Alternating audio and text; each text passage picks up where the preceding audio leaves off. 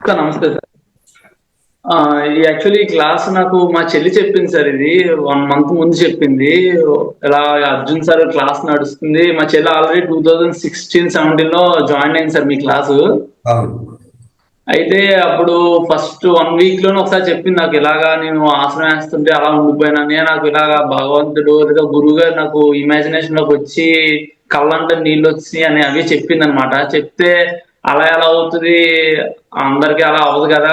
ఎవరికో గాని అని అంటే తెలిసి తెలియని వయసులో అయితే అప్పుడు నాకంత అవగాహన లేదు యోగా గురించి గట్టని.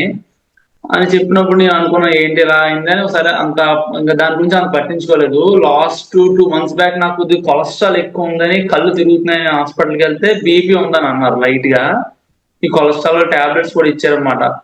అప్పుడు మా చెల్లి యోగా క్లాస్ ఒకసారి జాయిన్ అవ్వు అన్నయ్య బావుంటదని అంటే నేను జాయిన్ అయ్యాను. జాయిన్ అయిన ఫస్ట్ రోజు నాకు తెలిసి నాకు డేట్ సెకండ్ ఫస్ట్ జాయిన్ అయిన ఫిబ్రవరి ఫస్టు. సెకండ్ అనుకుంటాను కొద్దిగా లైట్‌గా షివర్ వచ్చింది బాడీలోని. మీకు చెప్తే అలా వస్తది 1 మంత్‌లో మొత్తం క్లియర్ అవుద్దని అన్నారు. ఆల్‌మోస్ట్ నెక్స్ట్ డే ఫిబ్రవరి 3ని నాకు ఇలా మెడిటేషన్ వెళ్తంగానే నాకు ఏదో రమణ మహర్షి కనిపించినట్టు ఒక మంచు ప్రదేశంలో ఆయన పద్మాసనంలో కూర్చొని మెడిటేషన్ చేస్తున్నాడు వచ్చి కళ్ళంట నాకసలు ఆ రోజంతా ఏడుస్తానే ఉన్నా. అంటే ఎవరేం మాట్లాడినా నాకు ఏడుపొచ్చేస్తుంది. ఇప్పుడు మీకు చెప్తే మీరు కాల్ చేయమని అన్నారు. కాల్ చేయగానే చెప్పారు ఇలాగా మంచిదే ఇది. ఇలా చేసుకుంటూ వెళ్తే బీపీ టాబ్లెట్, కొలెస్ట్రాల్ టాబ్లెట్ కూడా ఆపేయమని అన్నారు.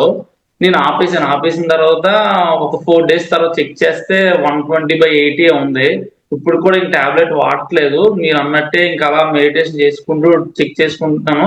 120, 125, 118, 116 అలాగే ఉంటుంది. ఆహ్, నేను ఏదన్నా నాకు కొద్దిగా వర్క్ స్ట్రెస్ ఎక్కువుంటది. నేను ఉంటున్న ఫీల్డ్‌కి. సో, మీ క్లాస్ అనేసరికి ఏమవుతుందంటే ఒకవేళ ఎవరన్నా ఏమన్నా వచ్చినా సరే నాకంత కోపం గాని ఈ మధ్యన అసలేం రావట్లేదు.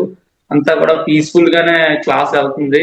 ఎప్పుడెప్పుడు క్లాస్ జాయిన్ అవుదామా మార్నింగ్ మార్నింగ్ అని 1 మంత్ కూడా మాక్సిమం నా టైమ్ షెడ్యూల్ కూడా దీన్ని బేస్ చేసుకొని మిగిలినయన్ని కూడా మార్చుకోవడం జరిగిందన్నమాట.